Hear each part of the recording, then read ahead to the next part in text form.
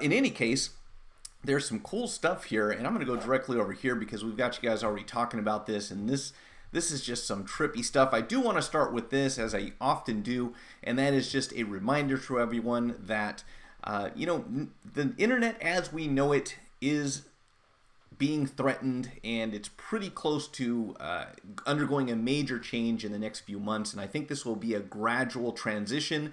They like to do things slow and somewhat painlessly so that people don't notice. And this will be effective June 11th, I think it is. Yeah, and unless something else changes. And what's happening right now is that FCC has voted to repeal net neutrality, and we have 30 days from I think it was the 22nd of last month for something to change. So they are calling for a vote on this in the Senate next Wednesday. And what happens there is that they want to tell them, no, you can't do what you planned. And then, of course, if it does pass the Senate, then it also has to pass the House of Representatives, which I hate to say, but seems unlikely at this point. And then, of course, if it does, if we are able to save net neutrality at those levels, then it goes to the White House, and then Trump gets to make his decision. And I got to say, love him or hate him, this guy, he is a wild card. Like, we just don't really know what to expect from him, and I have a feeling he'll probably do exactly the opposite of what a lot of people want. And if that means his constituents, then that's probably good news for us, because maybe he'll say, you know what, I know that all these companies are paying lobbyists, and we have Senate and House of Representatives kind of wanting this thing to pass, and I'm going to do exactly the opposite. So wait, that didn't turn out right, but you get the idea. He may do exactly the opposite of what we expect him to do, which would be to veto that measure. But in any case, if you want to do something about this, you still can. Go to battleforthenet.com, and they will give you easy instructions to get in touch with your Congress people. I would urge you to do so before next week, before that vote takes place, and let them know, we want to have a free internet. We want people to have equal access to all the services that are out there. We're already paying for these premium services that we receive. We shouldn't have to pick, we shouldn't have our ISP pick and choose what they want us to be able to get, and start throttling our speed. So all that information will actually I need to add that down to the video description as well. And Greg, well, if you're in Canada, you don't have to worry yet, I guess, right? But I wanted to say that Rogers and Bell were involved in this also. So something might change up there as well. Maybe it's YouTube, 15 seconds into watching the stream and an ad popped up. I don't know how that works exactly. Hey, good morning to you, Wayne Taylor from Down Under. It looks like we are one vote short. Yeah, I think that's what I was looking for last count. So, if it doesn't happen, that doesn't mean the fight's over. It means it more than likely, and this is a more realistic outcome, I think, is that it won't pass the Senate and it will never go anywhere. Almost certainly won't go through the Senate and the House and have Trump sign off on it. So more than likely what will happen is that we'll have to have measures passed at a state level to start out with, and we already have some states that are doing just that. So the FCC has already tried to start working on legislation that will block states from blocking them from taking away net neutrality. So it's silly at this point.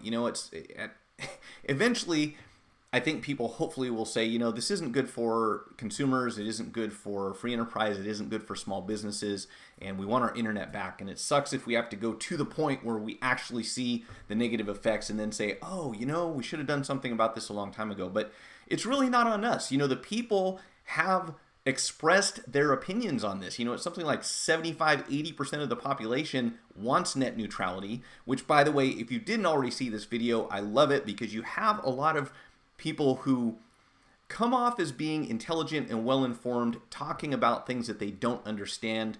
And I'm sorry, if any of you are fans of his, Ben Shapiro is absolutely guilty of this. He's come forward talking about what net neutrality isn't. Like, he just doesn't understand how it works. And there's a great video from, I want to say, a network engineer who really understands how things work. Now, I don't know why he chose to use a voiceover. It's like a robot, generated voice. He didn't actually speak, and he did throw some profanities in there, so I'm not sure what that was about. But if that doesn't bother you, or you want to get the kids out of the room, you should go watch that video. It does a much better job of explaining how this works than I ever possibly could. That's certainly not my area of expertise, but I know that a lot of the negative implications could very likely influence someone like me who is going to be trying to stream a video to YouTube just like this. And I don't want to worry about Comcast or AT&T or anyone else telling me, well, if you want to stream up, if you want to upload to YouTube at a decent rate, now you have to pay even more for your internet access.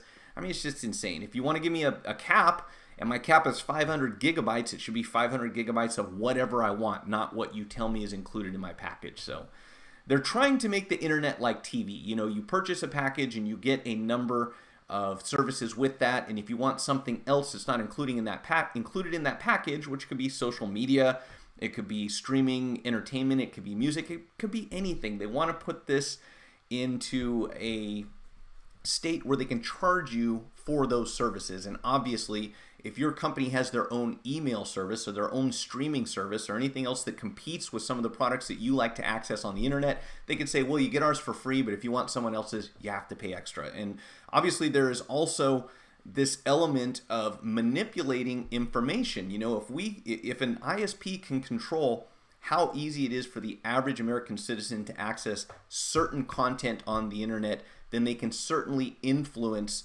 the perception that people have of the world. If you only get your news through your ISP and your ISP decides what they want you to read, then this is not good for any of us. The AT&T Cohen donations may decrease the chances of a veto. Yeah, I saw that little thing yesterday, that story. Our phone carriers throttle our internet and people hate it. Why would we be okay with ISP doing the same thing? More exactly, internet service needs to be like electricity and water. And in fact, that is exactly how this is presented. If you take a look at it, your internet access is a utility, at this point. For us, so many of us rely on internet access to do our jobs. Like we cannot earn a living if we don't have access to the internet. So it is a bit like electricity. So if you want to charge me according to how much I use it, that's one thing. But if you want to charge me and pick and choose which things cost more and which things don't, that would be, and they gave a very good example of this in this video. The guy says, if you have a water company and they're delivering water to your house, you pay according to how much water you get, but you don't pay according to what you're using your water for. If you want hot showers, now you have to pay for that package. And if you want to be able to water your lawn, you have to pay for that package. Shouldn't it all come down to how much water you're using and not them being able to tell you, what you're allowed to use it on and what you aren't? So anyhow, okay, I'll talk that one into the ground, and I will continue to do so, until we come to the point where it just makes sense to give up, or maybe there's some other action that we can take to change that. Competition Bureau, here in Canada, Competition Bureau to shine a light on internet industry with market study. They want to find out how to lower prices here, perhaps monopoly, duopolies, no competition. Do you want clean water? Pay for the premium package. Exactly. You want drinking water? Because that could be a different thing someday, right? Okay, so let's move on. And by the way, I do want to read one line. So this is from a video. I have this link down in the video description, but I do like the way that he explains this right off the bat, because a lot of people will try to tell you that net neutrality, or Title II rather, is a relatively new thing. And yes, Title II is from the Obama era, and you will find that anyone who doesn't like Obama, basically anyone on the right, will typically reject anything that came into existence during the Obama administration. Doesn't matter what it is, they just don't like it. Just like a lot of people won't like anything that George W. Bush did, or, name any other candidate. And if a group of people don't care for his, the majority of his policies, they're not going to like anything he did. And this Ben Shapiro tried to say that net neutrality came into existence during the Obama administration. It absolutely did not. It was introduced in 1996 under the Telecommunications Act. What took place during the Obama administration was the reclassification of net neutrality from Title I to Title II. The reason why it was classified is due to the ongoing problem of internet service providing monopolies, blackmailing and throttling smaller companies, and damaging the public's access to an otherwise public utility. And he goes on again to explain this a lot better than I can. So I would recommend you take a look at this video when you have a chance. Don't have to go now, but bookmark it. It's certainly worth watching. And when I'm unable to explain myself to people who really don't get what this is about, and like I said, I'm certainly not an expert on the subject, but he does a good job of explaining this in simple terms. You're going to hear a few F-bombs in there, and I don't know why he chose to do that, and I'm not sure why he used the robot voice, but other than that, did a great job of explaining it. Let us move on, right? So this was the one that I put in the title, and this just came out yesterday. Actually, watch this video. If you haven't already seen it, it will probably blow your mind.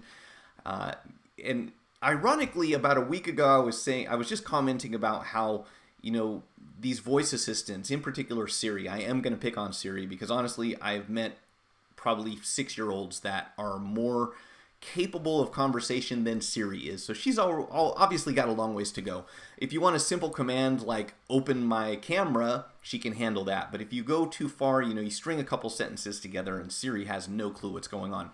Alexa seems to do a better job. I can't speak for Bixby because I haven't used that enough to really tell you about it. But if you take a look at this Google Duplex that they are supposed to be launching, it's pretty insane. Like, it will hold a conversation and go to the extent of inserting things that are not typically found when you're dealing with a machine. So if I say or I stall for a second, or I give some sort of expression, anything like that that really makes us human and makes us unique, they have built in to randomly kind of generate that stuff during conversations, and it's nuts. The lady in the video plays back a demo where a guy is going to make a reservation at a restaurant, and he basically tells his voice assistant, call this restaurant and make a reservation. And from there, this thing makes a call, says, hey, I'd like to see about making a call in your restaurant. They say, what time do you want? He says, I want to do 10 o'clock. Do I need to make, how many are in your party? And he says, oh, we have 4. And then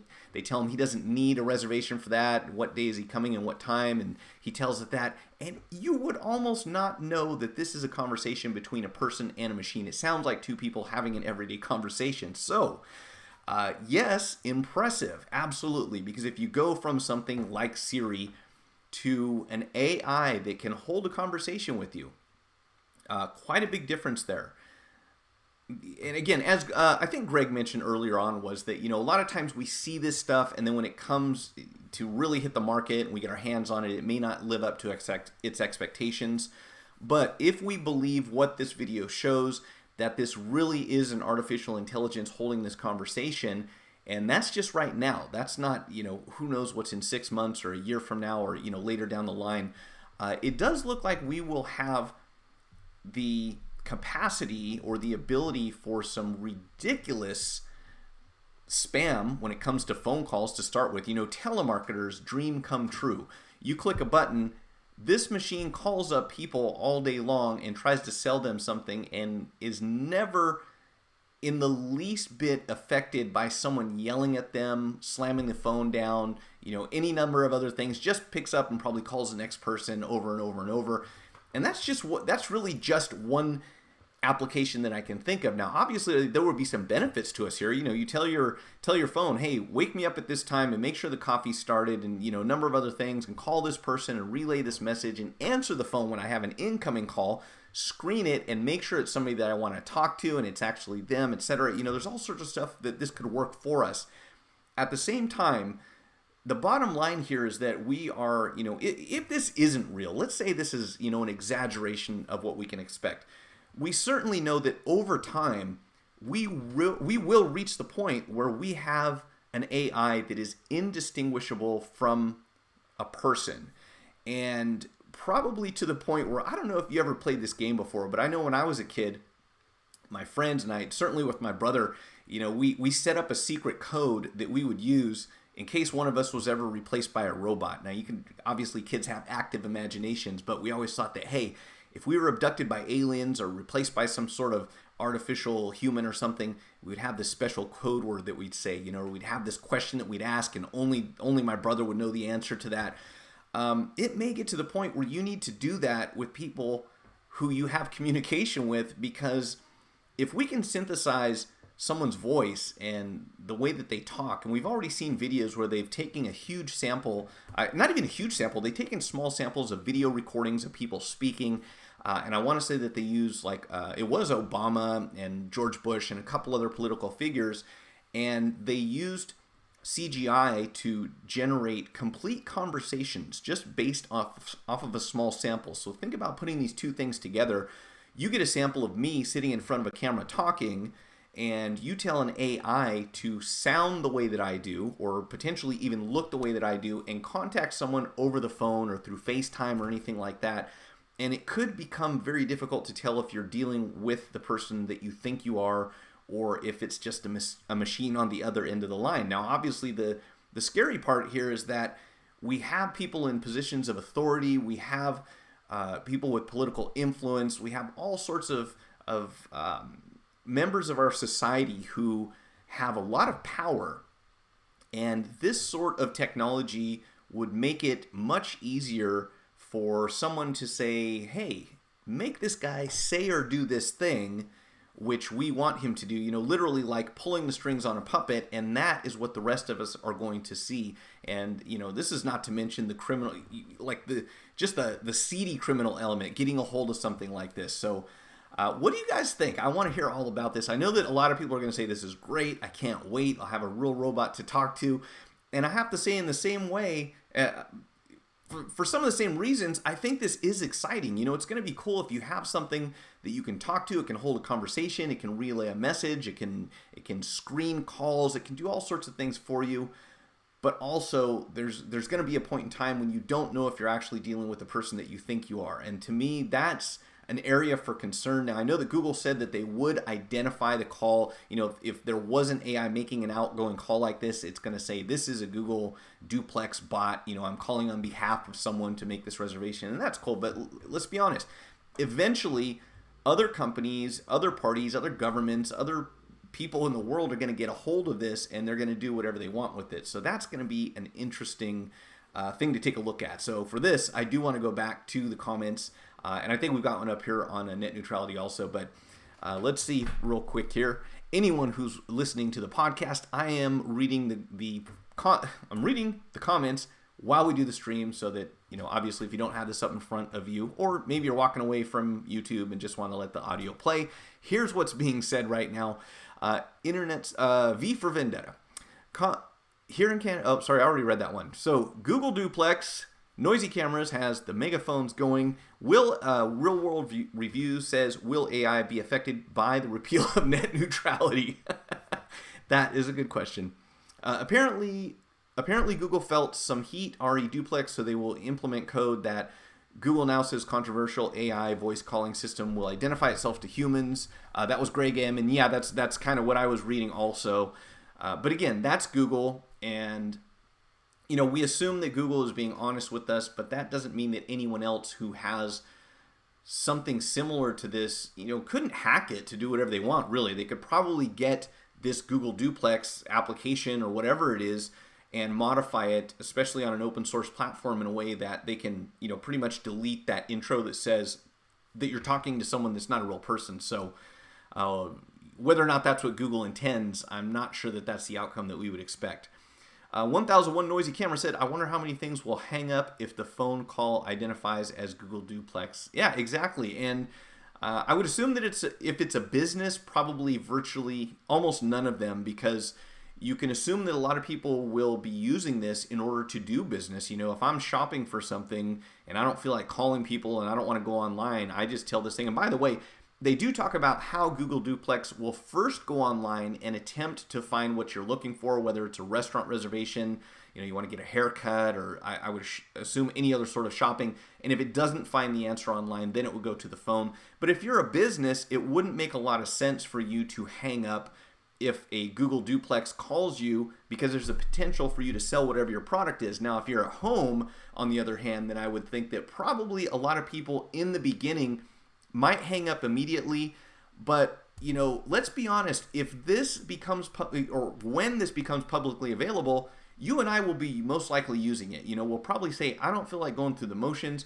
Hey, Google Duplex, call this person, and if they answer, it'll say, hey, I got them on the line. You go pick up your phone, right? I mean, I could definitely see that happening. So you'll probably have a circle of friends who are into Google Duplex, and you'll have others that say, don't call me with Google Duplex because I'm going to hang up immediately. So that would be my prediction about that one. Greg M. said, I wonder if politicians would confuse Duplex. Probably. Good point. When John Legend calls people, most people will think he's the AI voice. That's funny. I didn't even think about that. Probably so. I can't wait to be even lazier. I don't have to leave my house to get food, and when I do, I don't have to drive, and now I don't even have to call people. Yeah, what's next, right? That's Real World Review. To be fair, I get calls every once in a while, and if they tell me that I'm talking to a translator because the person is deaf, so this will be beneficial for them. True, good point. And back to 1001 noisy cameras, then Google will have Duplex 2.0, where your own duplex replies to the incoming duplex call. And that was my next question. Why wouldn't you use this to screen your incoming calls? So if one duplex is calling another duplex, I don't know. There's got to be a contingency, or rather some sort of thing that fall back on to say, okay, we've got one duplex calling another. Do you want to take this call? What is your response in case it's another duplex? And it could get very complicated, of course. So you have conversations with other people via each person's duplex. And that, here's the thing. If you remember when text messaging came out, everyone, at least I, in the beginning, thought it was the greatest thing in the world. You don't have to make a phone call. You really don't need a phone call to say, I'm on my way, right? You just shoot somebody a text message like that. And we can generally get our voice assistants, whether it's Siri or ask, Google or whatever it is that you're using, Android, and you can say, hey, send a text message to whatever person and say this. But now you could make that message have a number of variables in it. Like you say, hey, call my friend, tell them I'll be there around 10, get me directions to their house, and you can add a string of different requests onto that. And I would assume that Duplex could handle that for you, send that message or the interaction, and maybe it doesn't even have to call them. Maybe you can use your text messaging and you'll text back and forth. Yeah, it's going to get so weird. Like at a certain point, I guess you just plug it into the matrix, right? Freaky. Then Duplex, please hold, cue musical. Then it would be called Google Quadplex. Excellent. Good call, Real World. We'll go beyond Duplex to Quadplex, and it's going to get real confusing. But I guess the main thing here is that, again, and Greg M., I'm with you. This could be, from what they're showing us, this is supposed to be the real deal. This is supposed to be the product in action. So would they lie about it to create some excitement? I don't know. It's entirely possible. But if we don't have this available from Google, in the next month or two or whatever it's planned to launch, I don't think it's a big stretch to imagine that it will eventually be something that we have. And if it's not just making phone calls, if they build this thing into some kind of robot, which, that's got to be the next step, we may in fact live to see the day where we have artificial assistants, walking around just like an iRobot. And what strikes me the most is that, what are the odds? I suppose anyone in our position would be saying the same thing, but what are the odds that this would happen during our lifetime? And it looks like it will. So, out of the entire span of from the origin of humans until whatever we last to, we happen to be living in that time period when things have transitioned so dramatically.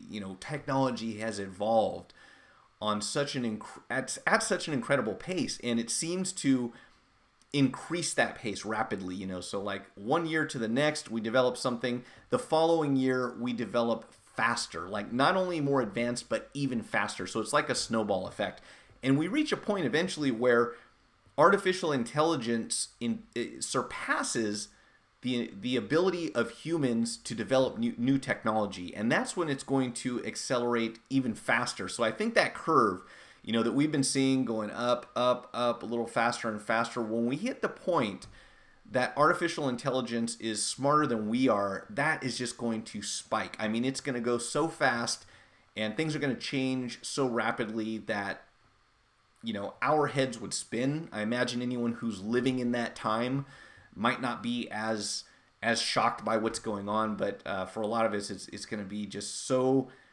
radically different than what we knew about when we grew up. The things that we were using, the entertainment, the toys that we had, the tools that we use, the type of work that we did from the 1980s to the 2030s or the 2040s. It's going to be like it's going to be like centuries apart when in fact it's only a matter of decades, and it just keeps changing so fast. It's mind-blowing.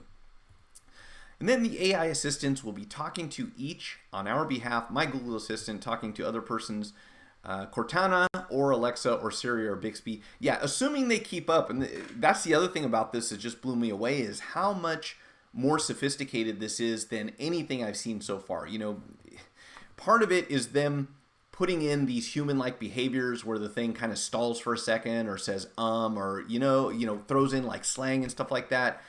But the other one being, and by the way, they mentioned that the reason that, or they took advantage of that by allowing the machine to process information. So when it didn't immediately know the answer, it would throw in some sort of little word that doesn't mean anything, such as which we are all guilty, or you know, something that we're all guilty of doing at one time or another, in order to process that information and form the correct response, which really, if you think about it, is quite close to what our brains do right now. A lot of times when we don't know what we're going to say next, we will insert those little stall words, whether it's so, you know, anything like that, which again, guilty. I try not to do that, but you know, it's just there once in a while.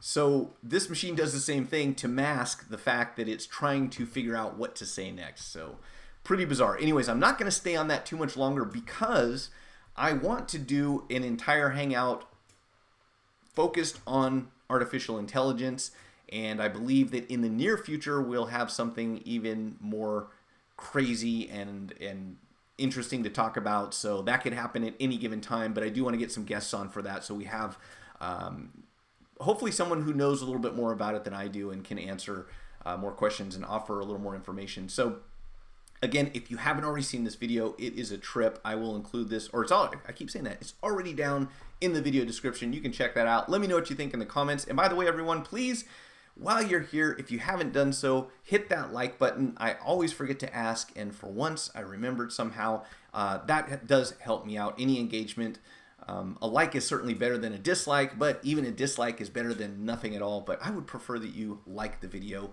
And if you don't, I don't know why you're watching, so that wouldn't make sense, right? In any case, next up, we have some information, or some leaks, if you want to call it that. Now, we talked about last week how the guy who usually, and I'm going to go blank on his name, Ming-Chi Kuo, I believe, usually leaks a lot of information about Apple devices. He is supposedly not going to be doing that anymore. So there is another person. Is this a person or a publication? Mac Otakara, I believe this is a person, has reported that we can look for some new features on Apple's iPhone 10 Plus, and Apple kind of surprising everyone and saying that the iPhone 10 is the best-selling phone in the world for 2018, and that they certainly do plan on going ahead with this model, and in fact releasing several models later on. And we'll hear a little bit more about that from Apple in the next month or so. But according to this article, and this is on inverse.com, they're saying that the iPhone 10 Plus will be launched in fall, most likely in September as usual, but it will be the same size as the 8 Plus. However, it will have an edge-to-edge 6.5 OLED display. So they're keeping that, which we all kind of wondered for a minute if Apple was going to go back to some different version of LCD, but it sounds like they may be going forward with OLED on this plus-size phone, which obviously will have a notch, but will have more viewable screen area than the iPhone 8, because obviously it won't have a home button and will have far less of a bezel. And I don't know what phone they're holding up here, but I'm sure they're not holding up an iPhone 10 Plus. So you can look forward to another $1,000 phone, maybe more, I would assume. And we will still have a 5.8 version, 5.8-inch version of the iPhone 10, but also a larger screen. So it sounds like they're going to be looking for some way to expand the screen on both of these phones, if I'm reading this correctly. Face ID is lost at the top due to the bottom notch, etc., etc. Yeah, we know that already. It's about, so the iPhone 10, obviously about the same size as the iPhone 8, but we have the notch, and let's see where we go here. Oh, and the other thing was that the 6.5 will be about 0.2 millimeters thicker than the iPhone 8 Plus, in part due to the vertical arrangement for the rear dual camera, which would bring it in line with the iPhone 10 that measures 7.7 millimeters thick. And they're also expected to unveil 2 more phones, a 5.8-inch OLED, which will act as the upgrade to the existing iPhone 10. I think I just said that, right? And improves the A11 Bionic processor, which is what we usually see. If there's not a radical change to the form factor, is that they will increase the processor speed and occasionally the camera performance, but not all the time. So maybe that will or won't happen. A third device will be a 6-inch phone with a cheaper LCD screen, but with Face ID.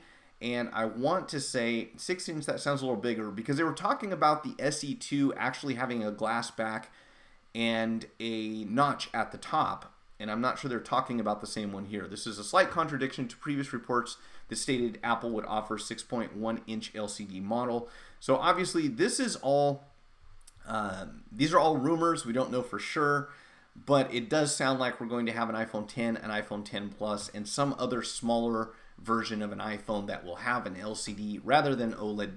So OLED display, right? That is not redundant. In 2018, in the awe at the size of the display absolute unit. What?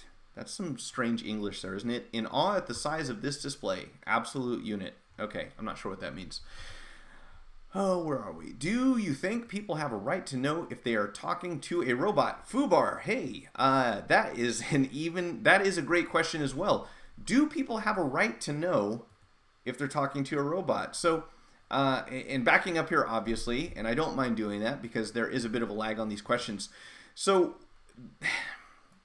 the other thing that strikes me, when we talked about this with self-driving cars, and obviously this is going to extend into other areas of life, and that is legislation that will inevitably be introduced because we have new technology available that we've never dealt with before, anything on this level. So that will almost definitely come into question, and I can see, I can imagine right now that people who, are maybe a bit freaked out or just amazed by this technology, and it's so different than what they've ever seen in their lives, that they may have some concerns along those lines. And, if you're asking me, you are asking, do you think, or you're asking the chat. So Fubar said, do you think people have a right to know if they're talking to a robot? Sorry, as I got sidetracked there. And that is a good question. I'd like to hear everyone's opinion on that as well. Do I think people have a right to know if they're talking to a robot? Wow, that is an excellent question. And a tough one. I got to say, I hadn't thought about that. I believe that a lot of people's first, knee-jerk reaction, if you want to call it that, would be, well, yeah, of course, you should be able to know if you're talking to a robot. And I'm not necessarily in agreement with that. However, I do think that if you're talking to someone who represents themselves with a specific identity, then you should have a right to know that you really are talking to the person, you're talking to who that person says they are. So my initial opinion, personally would be yes, I think that you should be able to know who you're talking to, whether it's a robot or not, if that makes sense,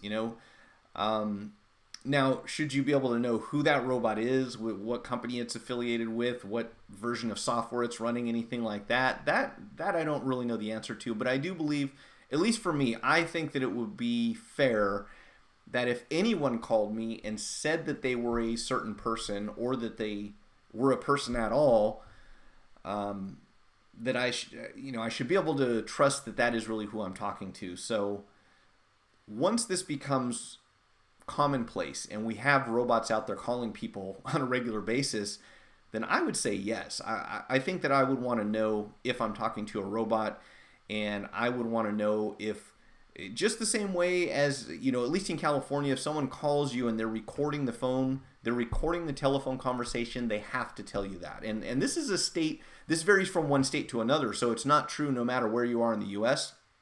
There are some places where as long as one party is aware of the phone call being recorded, that fulfills their legal requirement, which means you could conference call a bunch of people and only one person could record it and not tell anyone, which seems a little strange to me. But where I live, if you're talking to someone on the phone and you're recording the conversation, you have to tell them before you do so.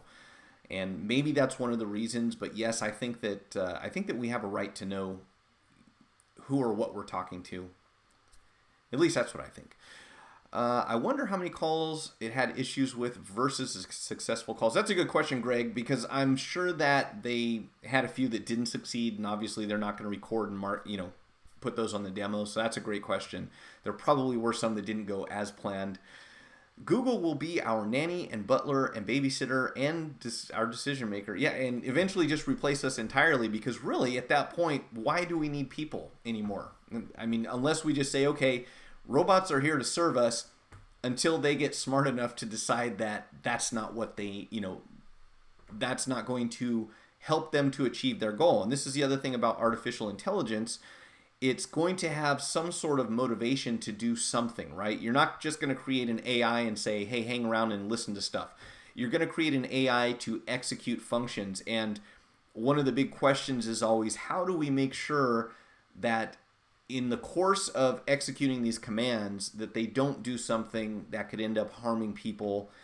And, that could be anything from a robot running over you to a robot bringing about the end of the human race, even unintentionally, because they don't have, maybe don't have the capacity to, to think things through and understand what long-term implications of their actions are. And that's why, people talk about a robot apocalypse and we kind of laugh and say, yeah, that's sci-fi and Terminator and everything else. There are some real concerns.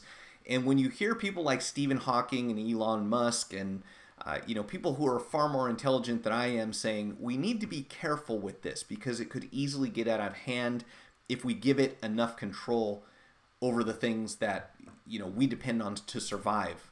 Something that we certainly need to be concerned about at some point.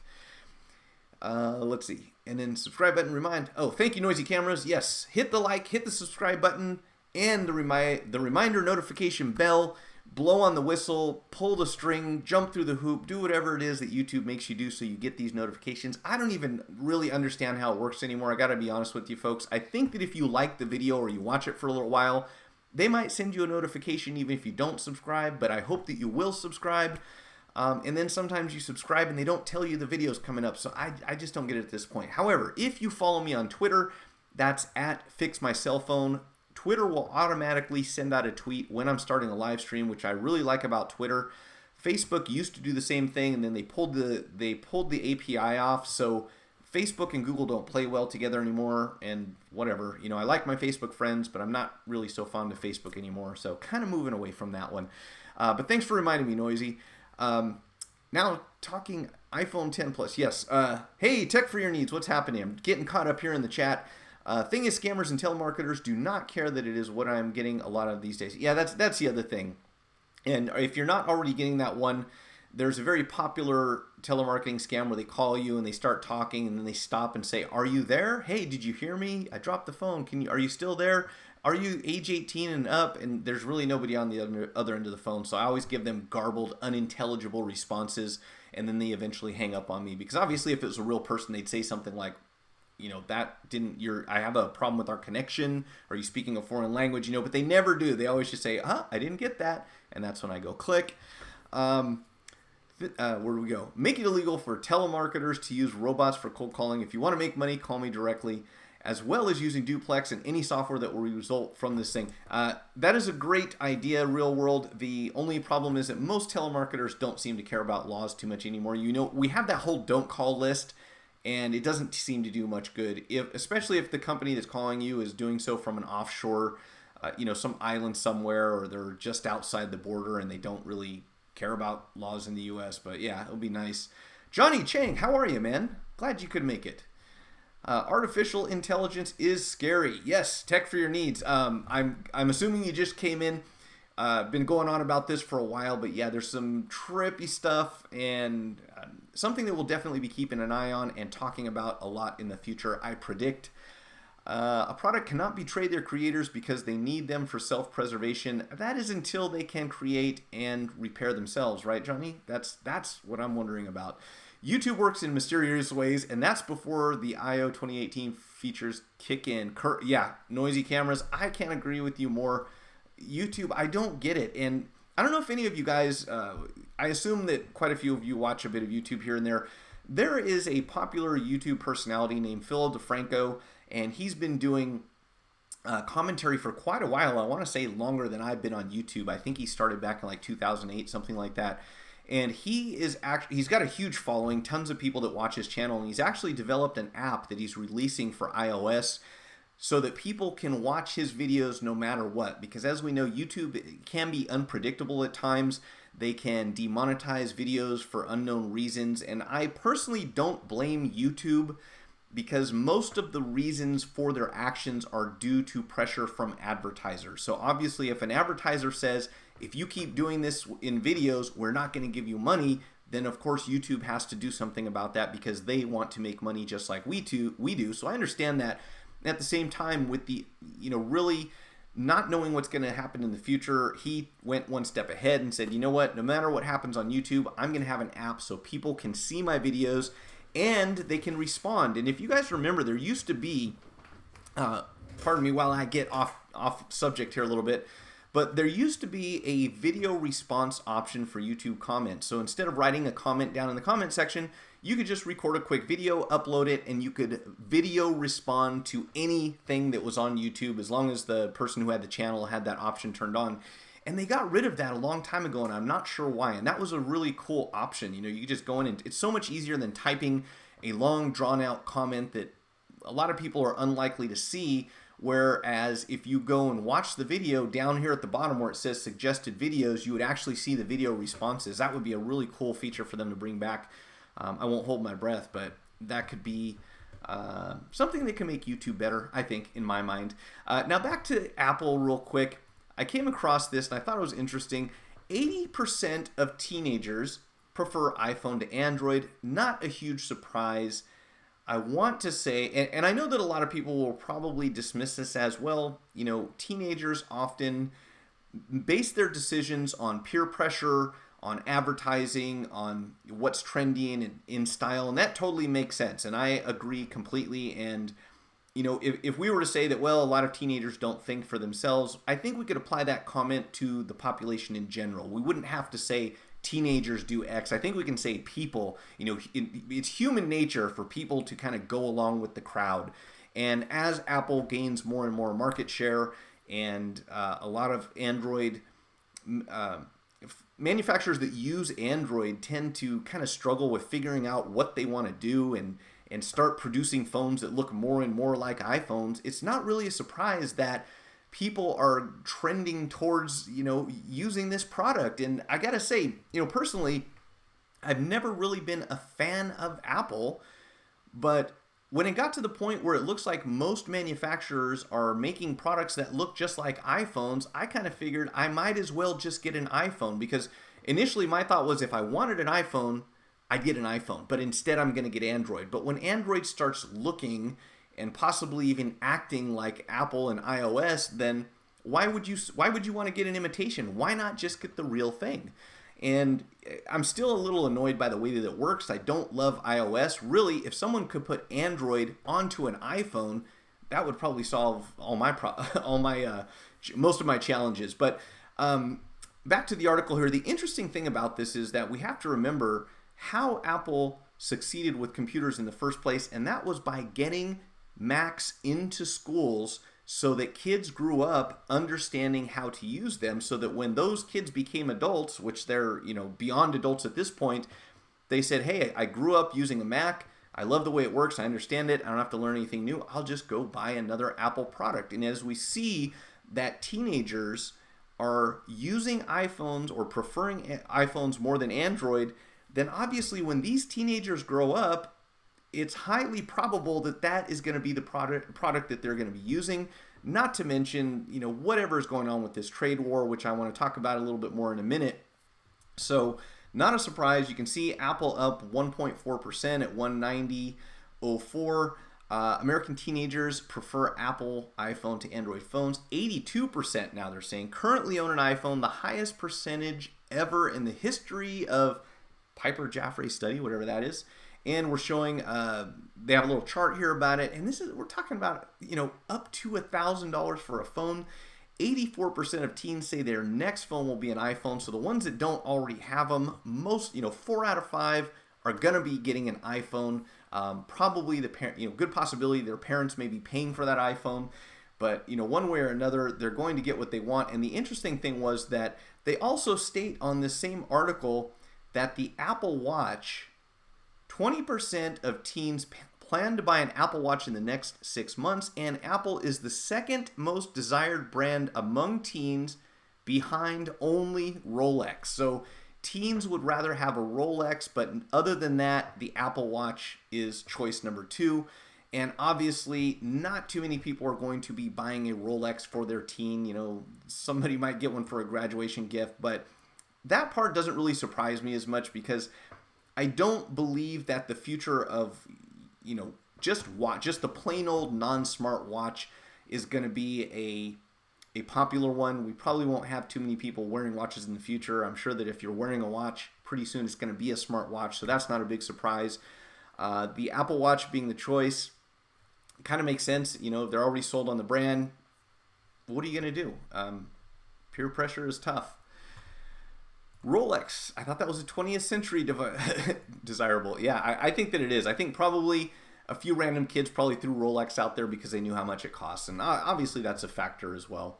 No one cares what phone they have if they use apps like Snapchat, WhatsApp, Viber, Facebook, etc. The main reason is iMessage. That's a good point. iMessage is a big deal. Yes, the green bubble. Okay, I'm not going to fight it. It is what it is. I still want to see competition in the marketplace, and I still hope that these other companies do something and at least make Apple continue to try, because once you dominate the market, you pretty much have a monopoly and you do whatever you feel like and people are going to pay for it. And there's not really, there's little incentive to do anything that people are going to get excited about if you're the only choice that they have, right? Let's see. Green bubble. These teenagers are paying for their own phones. Oh, I doubt it, Greg. I sincerely doubt it. They're most likely financing their phones through their carriers. And that is the other factor here for, pretty much any phone, is that manufacturers have seen the saturation of the smartphone market reach a point where they have to find a way to get you to buy another phone next year. And this is true for any company, whether it's Apple or Samsung or whatever else we'll have to choose from in the future. If I sell you a phone today and you can use that phone for the next 3 years, then obviously I'm not selling any more phones, for that duration. So it's not a surprise that things like battery lifespan, performance, updates that make your processor struggle, all this stuff is in some way planned obsolescence. It has to be, because if you make something, you make a car that gets 500,000 miles, you're not going to be in the automobile manufacturing business for very long. The same thing is true of phones. It would be nice if they lasted a little more than a year and a half, but that certainly doesn't seem like the trend. And I missed one right before that. Noisy said, what was it? Teenagers want the latest OS updates immediately. That's why they prefer iPhone. I don't know. Maybe. Personally, I'm still running 10.3 on my iPhones. It works great. I don't have half of the problems that I hear about other people having. And no one's hacked into my phone. And same is true for my Android. I rarely updated that thing unless I had one of those forced updates because I liked it the way it worked. And it seems like every time I update an iPhone, they start moving options around. So my brightness controls went from display and brightness over to accessibility settings. And I don't want that. I want to buy a phone, get used to using it, understand it, and not have to think about how do I chase down this feature and figure out where it went. Now, not slow down my processor, not make my battery life shorter, and not have them force me into something new. So I'm sticking with it until I have to restore my phone or something other unexpected makes that happen. And I'm not worried about the black dot of death or whatever that thing is floating around. I actually saw that video that someone here had brought up last week, and I'll probably do a video on that eventually because I think that I saw the one that was about 10 minutes long that could have been like 2 minutes to tell you how to get rid of it. So maybe we'll do something for that. Where are we? It's going to be difficult to bring out a new OS and company because at the end of the day, it's iOS or Android. Even Samsung can't create a new OS. Have you heard of Tizen? It's because it sucks. Yes, I have heard of Tizen, probably because of you, Tech for Your Needs, and I think one or two other people who had mentioned it. But yeah, I'm with you. However, if you weren't on here last week, we did find out that Huawei is actually working on their own operating system just in case, and I'll tell you why in a second. USA gives the option to finance. That is why that nails it on the head, Tech. So Tech for Your Needs said US gives the option to finance. That is why Apple is in more hands because you have a choice. Parents don't have to spend lots of money at once for teens. And this is how they have convinced people to buy $1,000 smartphones. You just make it seem like it doesn't cost that much because you make payments every month, right? So they're going to lock you in to a 24 or 36 month payment plan for a phone that's probably going to be fun for about 6 months until the next new thing comes out and then you want something else. So yeah, that's it exactly. WebOS for the win. We shall see, right guys?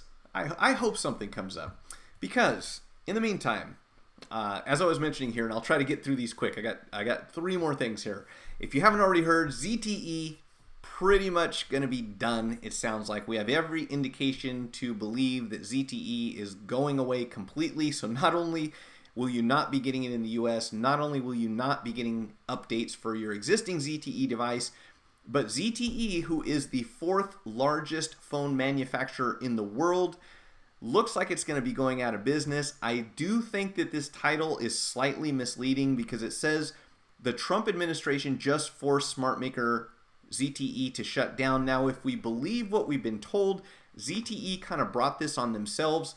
They were selling our technology, they were selling our chips through their phones to Iran, which was against a trade agreement we had. We had sanctions with Iran where they weren't supposed to get a hold of this stuff, and they did so by getting it through ZTE phones. So that was where they messed up the first time. Now, as far as the second half, which is they were supposed to reprimand the people who were responsible for this and cut their salaries and let people go from the company, we've been told that didn't happen, and that's why we cracked down on them and stopped them from being able to buy chips from the US. That includes Intel, Qualcomm, Microsoft, and a couple others. Now, there seems to be some controversy as to the accuracy of those reports. So obviously, we weren't there, we didn't see it, but there are 2 different stories. There's one saying that, hey, ZTE, strike 2, you're out.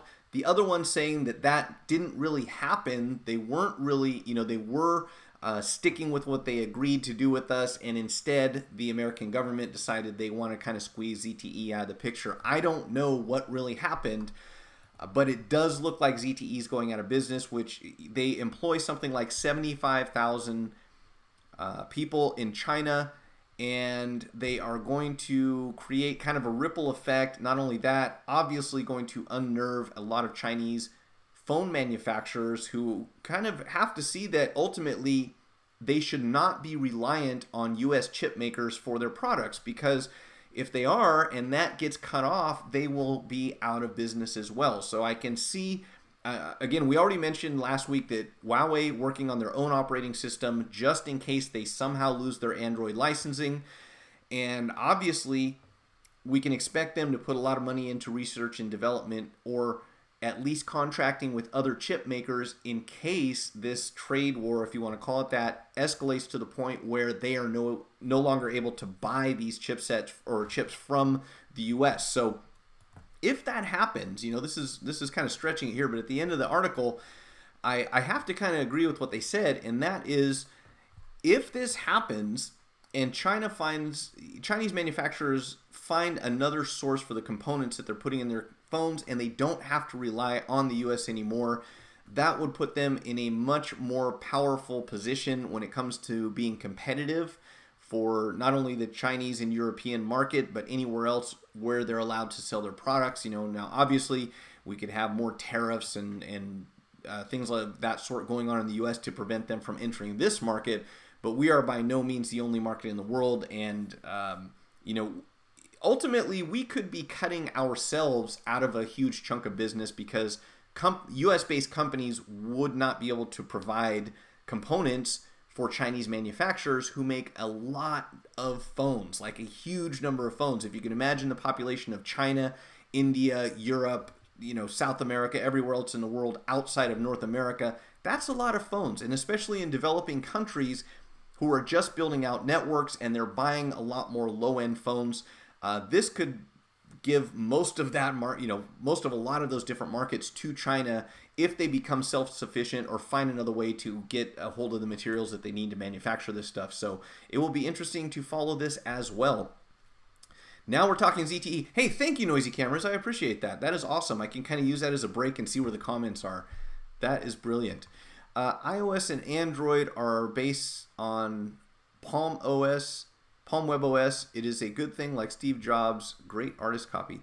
Yeah, well, it seems that Steve Jobs and Bill Gates tended to buy and acquire a lot of the stuff that they sell, which I think that a lot of these companies still do. And in particular, Apple, they find some technology they want, they buy it, they build it into their product, and pretty much they're the ones that package things up.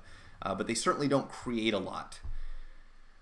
Wait, is ZTE big in other countries? Because I have never seen a ZTE phone. Yeah, John, ZTE, at least in the US, is primarily for T-Mobile. I think that they might make a few other GSM phones, possibly for AT&T, maybe Sprint. But we don't see a lot of ZTE either. It is considered somewhat of a budget phone, but probably the big plus about ZTE is they manufacture phones with very large displays. So this is something they've been doing for a while, and that's kind of been sort of their niche, at least in the mid to low range phone market, is they make something with the big screen, doesn't cost a ton of money, and people want big screens. And ZTE kind of figured that out a while ago. We need to get someone with something that's a plus size phone without breaking the bank, and that's what they did. And I would imagine that they're selling, it's a Chinese company, so I imagine they sell in a lot of markets outside of this one. Nokia could end up offering an alternative OS if they continue to be successful, or at least some kind of dual boot. That would be interesting to see. And Real World is posting ZTE's revenue in 2017 as being 17 billion. Yeah, that's a lot of money. I mean, they just paid us like 890, what was it? I'm going to say the wrong number here and then it's going to be way exaggerated. They just paid us a fine of 890 million for violating the sanctions that we had with Iran a couple years ago. So, I mean, they've got some cash behind them. And I want to say that they also do landline equipment. So beyond someone, if you want to check this to make sure I'm right, it's not just cell phones. They're doing landline equipment, switching equipment, that kind of stuff also in Asia. So they have more than just phones. But obviously, if they're going to be going out of business because of this handset thing, maybe this has more to do with their overall operations, beyond cell phones. Maybe a lot of the components they were buying for their landline equipment was coming from manufacturers in the US, I imagine. What if Huawei decides to make Kirin to be the next Snapdragon and offer it to other makers?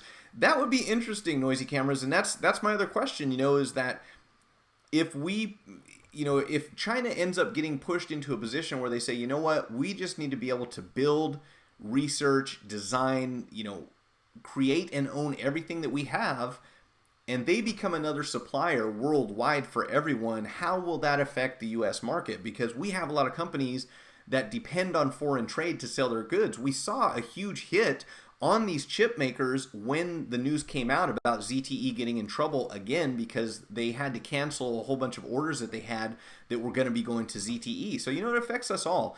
And when we start doing things like saying, hey, we're going to have a trade war with China and we're going to be self-sufficient, we're going to put tariffs on everything that they want to send over here, ultimately that doesn't just affect China. That's going to affect manufacturers in the US who export things, because China is going to turn around and say, well, if that's the case, we're going to start charging tariffs on stuff that you guys export, and we're going to start coming up with other sources to buy the same things that we've been buying from you. So we saw this happen before, and we actually saw a warning from someone who referenced what happened right before the Great Depression. So pretty much the same course that we're taking with this trade war.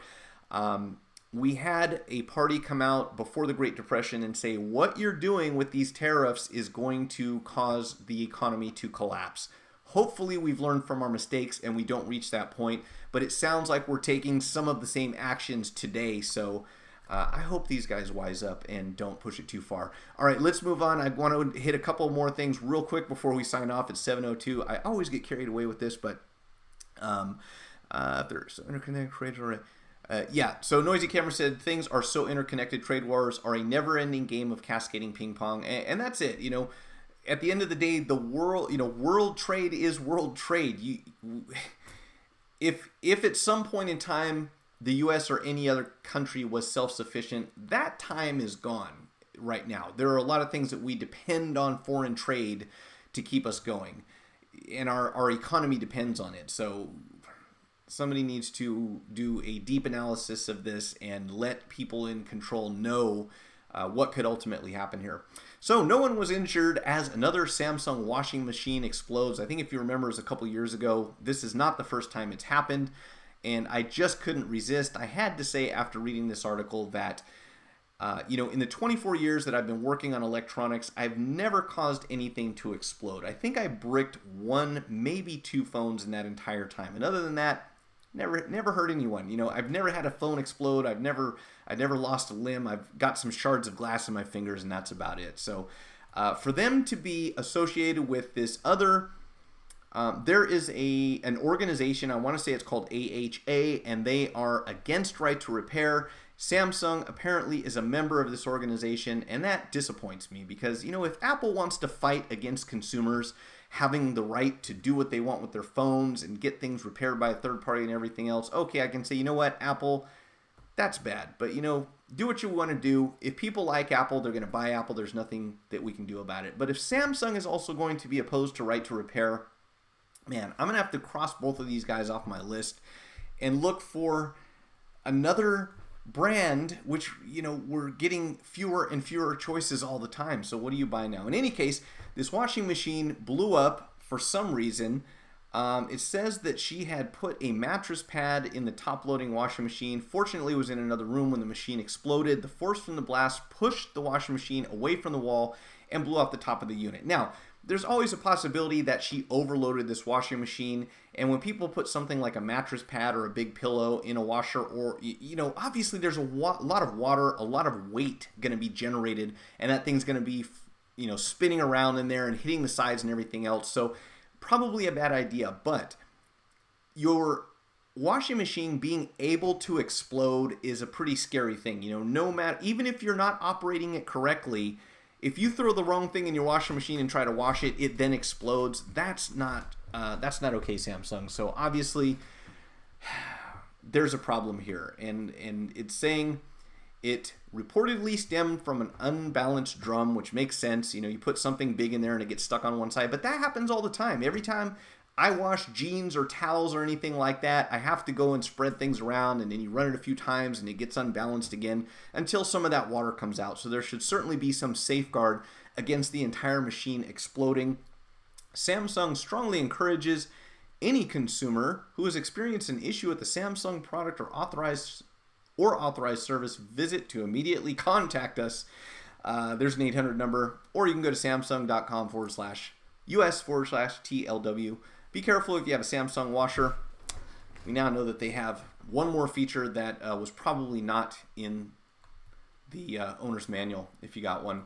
iOS, wow, God, I can't believe how behind time I got here. I was talking about that AI stuff, but I did just want to mention this because I think that we will see more information emerge about this. But the iOS 11.4 beta includes a USB restricted mode to spoil cops. That is the title of the article. Now, I have a feeling, and that doesn't even make sense, to spoil cops. So what they're saying here is that if you don't log into your phone for, I think it's 5 or 7 days or something like that, that you will no longer be able to plug in the special unlocking machine that some law enforcements and governments and maybe Cellebrite and Gray Key and all these other companies, Gray Shift, have to plug into your iPhone to bypass your security and access the information you have stored on your phone. This is what they're saying. And, the first thing that comes to mind is, well, what happens if you, someone gets a hold of your phone and punches in a bunch of random codes and your phone now says disabled? Because we've all seen that before. Typically, you'd go plug it into your laptop, restore it to your most recent backup, and you just lose anything that was not saved between the last time you backed up your phone and today.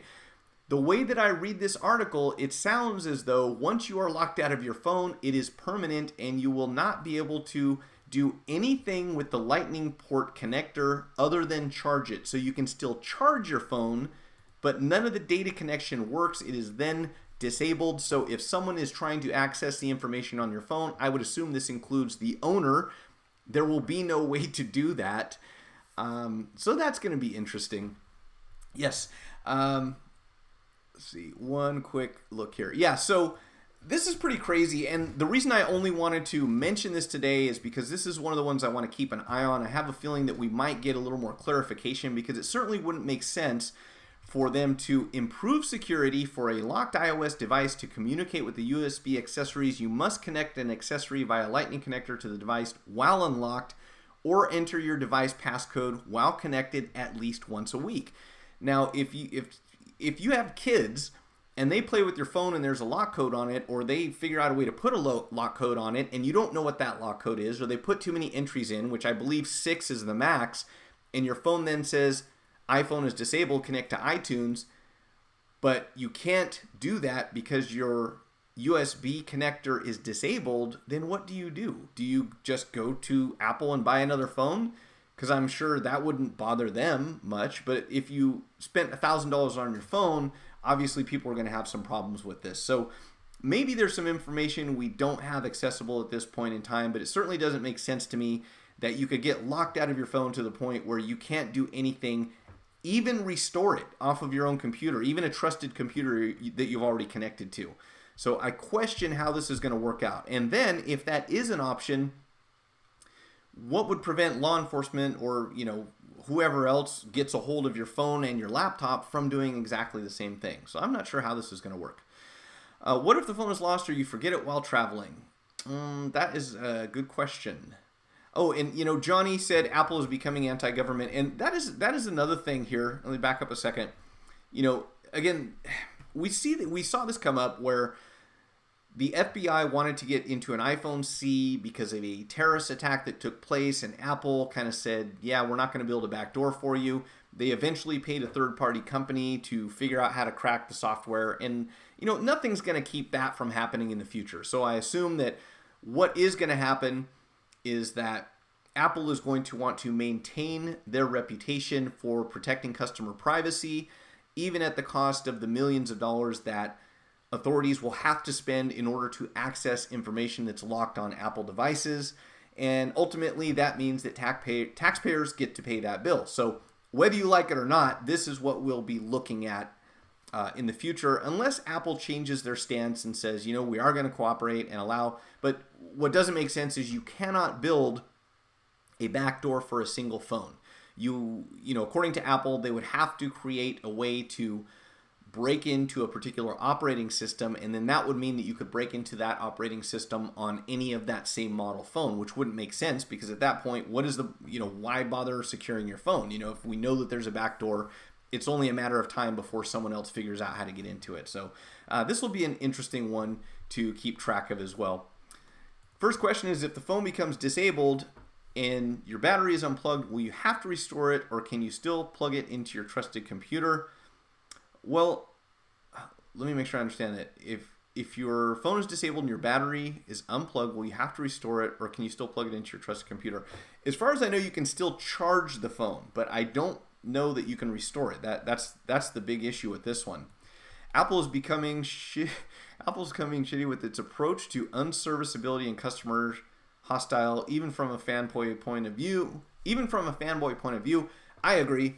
And if you watched Louis Rossman's one of his recent videos where he really conveys this information in a manner that is easy to understand, even if you love Apple, and he says what it is that they're doing that is terrible for their customers. Once again, in better terms than I could explain it. I mean, he really took his time to make this easy to understand. I would encourage you to go check out his channel and check out, I think it's his maybe second or third most recent video. And it's probably about 5 or 10 minutes long. And he says, look, this is what Apple does. And it's not opinion. It's all based on facts and documents. and information from Apple that shows you how difficult they're making it for people to do anything, that makes sense from a consumer standpoint. Because unplugging the battery reverts back to 1970. I forgot about that. 1969, right? Does that mean no more battery repair from third-party technicians? I don't believe so, Johnny. I think that the only problem is if you've gone a week without unlocking your phone. So what this is probably designed to do is if your phone is lost or stolen, the person who has possession of it has a week to enter the correct passcode, obviously without entering it wrong too many times. And if they don't, the phone automatically shuts off the data connection in the Lightning port. So there is no way to access any information on the phone, at least if I'm reading this article correctly. That's what we know so far. So that seems to be what's going to happen, possibly. Moral of the story, don't put a password on your phone if you care about the info. And if you do, know how to prevent data loss if your phone becomes disabled.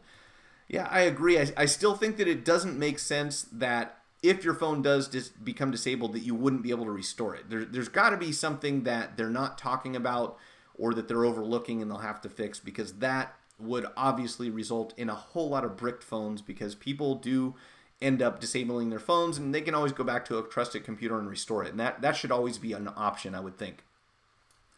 $1.50 a month for 50 gigs of iCloud storage. Easy decision. Hey, playlist, how you doing? Yeah, I suppose. I'm not a fan of clouds. But, you can create your own cloud. That's another option. So if you prefer to keep your data stored somewhere other than on your phone, you can get your own external drive. And there are some pretty straightforward tutorials online that you can use to create your own cloud. And then you can back up things from wherever you are to your own network, and it will store it on your own external hard drive, and then you don't have to worry about if the cloud becomes corrupted or hacked or anything else like that, which I think might make sense for some people. So I believe, hey, only went 15 minutes over time. Sorry for the extended version, folks. I generally try to keep this to an hour, but there was much to talk about today. Crazy stuff going on. iCloud is pointless if you lost or forget your password. That's another good point, Johnny. If you have your phone and you're locked out of it, you have an iCloud on your phone and you forget your password, and you don't have your backup email or access to your backup email account in any way, you can go to Apple, and if the name on your identification matches the name on the cloud account, they will reset your cloud so that you can get back into your phone, but you will lose all of the information that's stored on the cloud. That doesn't come back with it. They just start from zero. So yeah, don't forget your password if you use one, and don't end up with a screen that has ghost touch problems. Don't let anyone steal your phone. Don't let any pranksters get a hold of your phone and disable it. And if you have small children that like to play with your phone and just punch numbers, don't let them disable the phone either. As long as you follow those simple rules, you'll never have to worry about losing the data on your phone, I think. That's the way I get it. iCloud means you are not the only one that holds the decryption keys. Yeah, that's my concern, Greg. I don't think anyone needs to have my information stored in their database. Not that there would be anything interesting there for them. I just don't really think that there's any reason to do it, honestly. I don't know. I guess I'm a bit old school. In any case, it is about time for me to get out of here. Why do I keep doing that? Man, I got to turn that thing off. Let's try this preview mode and see if I can exit here properly. Oh, where'd it go? Studio mode. Oh, I guess I can't edit in studio mode. I thought I could. Oh, well. It is what it is. Friends, thanks for joining me. If you haven't already done so, please hit that like button down there. All those links are already in the description, so I don't have to come back and do this stuff later on. So if you want to check out my sources for what we talked about this evening, they'll be down there. Be back again next Thursday, 6 p.m. Monday at 2 p.m. in the afternoon. We do the daytime tech hangout. And other than that, I'm going to work on getting some more tutorials published. And by the way, guys, if you didn't already see it, I did a review of a new tool that I got from Union Repair, and I am loving it. I actually used that thing the first day I got it. It will prompt your phone to boot without shorting pins on the board with a pair of tweezers, which to me is just much easier, especially when you have to do it repeatedly. It gets really awkward holding things in place. So if you haven't checked that out and you work on phones at the board level, you should certainly take a look at it. Personally, I think it's well worth the investment, and I will be using that in my repairs for the future. And thanks everyone again. I will see Johnny Chang, a little tipsy. All right. That's okay, man. It's after hours. I'll see you all next time.